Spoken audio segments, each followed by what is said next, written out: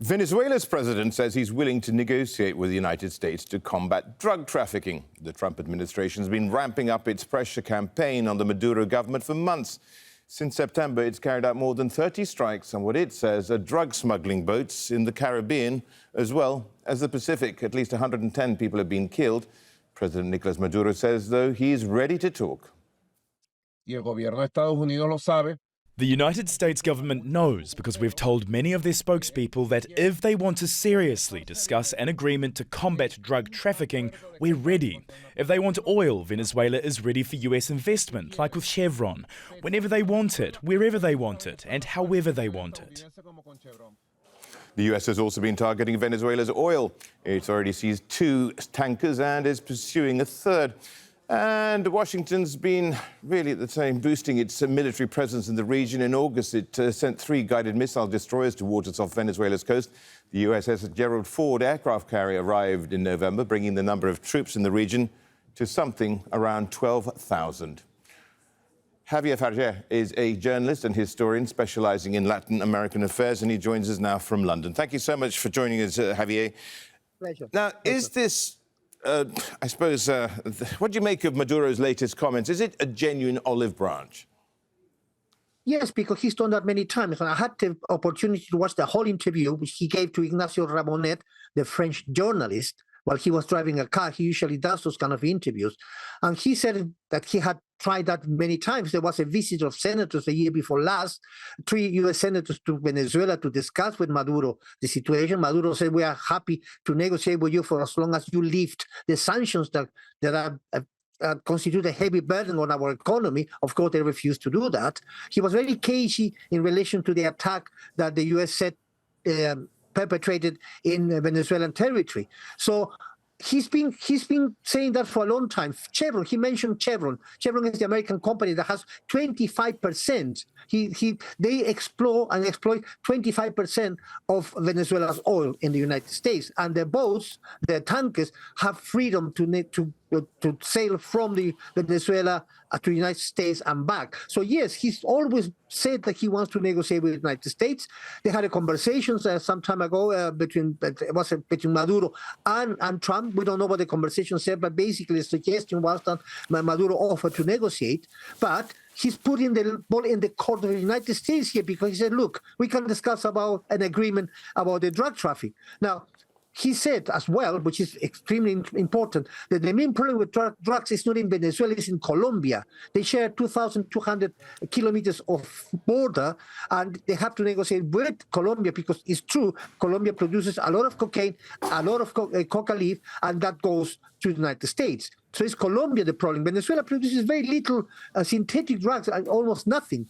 So, and the Caribbean only is the route for only 10% of the drugs produced in South America. So the drug is a very an excuse, and he's putting, Maduro, by saying that, he's putting the ball in the court of Trump, say, okay, let's talk about this, let's see what you have to say. So the thing is, what you're implying, I guess, is that Maduro may have some element of truth in suggesting that the US or Washington's intentions are really all about oil and regime change. Yes, of course. I mean, not only he's not the only one who says that. I mean, he quoted, and I agree with that, that American media, serious international American media, agrees this is about regime change. It's about oil. It's not about drugs. Because everybody knows, the United Nations has said it, the DEA has said it, that the drug traffic via the Caribbean constitutes only 10% of the whole package of drug traffic in Latin America. 80% goes via the Pacific, and 10% goes via the west coast of Africa. So drugs is not the reason why he's doing what he's doing. It's regime change. Also, but the problem here that President Trump has is that the Republicans in the Hill are not united. They are not really happy with the possibility of starting a war in Venezuela, which would have to be approved by Congress anyway.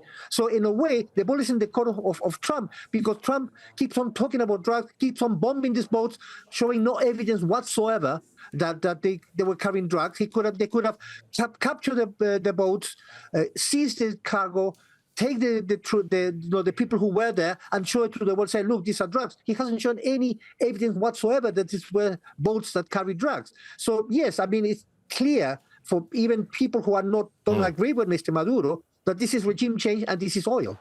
Javier, so, what's been the effect of all this on the wider region in Latin America? Because we have seen successful right-wing parties in elections in Argentina, Ecuador, Bolivia, Chile, and Honduras. Yeah.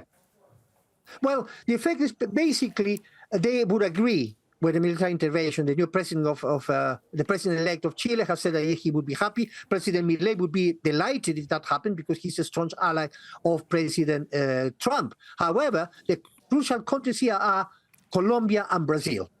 Colombia, Brazil have two left-wing governments. They don't recognize the government of President Maduro, but President Gustavo Petro of Colombia has said very clearly, we don't recognize, we don't like Maduro, but we will oppose any attempt to invade a sovereign country. So you have these two important countries which have had regions, had links and borders with Venezuela, Colombia, and Brazil, and they would be very reluctant to accept this. And they will have to use some kind of route along those countries to be able to invade Venezuela. So yes, they might have a support from other countries in Latin America, especially because this wave of far-right governments that have been installed in Latin America. But the crucial countries here, Brazil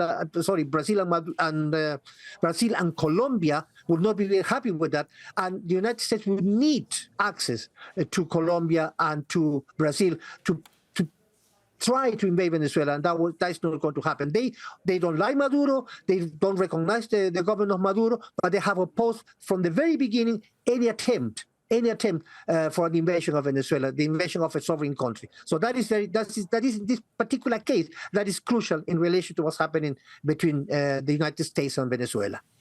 Javier, thank you for your time. Javier Farje there joining us, a journalist and historian specializing in Latin American affairs. Thank you.